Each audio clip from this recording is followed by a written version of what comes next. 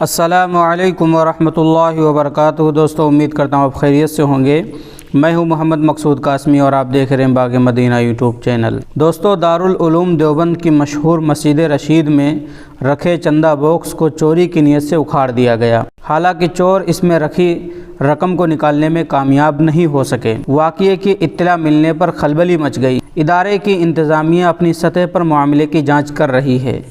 چوری کا یہ واقعہ سوشل میڈیا پر بھی موضوع کا بحث بنا ہوا ہے۔ بدھ کی رات کسی وقت چوروں نے ایشیا کی مشہور مسجد رشید میں رکھا ہوا چندہ باکس اکھاڑ پھینکا، تاہم کسی کی آمد کی آہٹ سن کر وہ اس میں رکھی ہوئی رقم چوری نہ کر سکے اور موقع ہی پر باکس چھوڑ کر کے فرار ہو گئے۔ دربان چوکیدار نے اکھڑے ہوئے چندہ باکس کو دیکھا تو اس کے ہوش اڑ گئے۔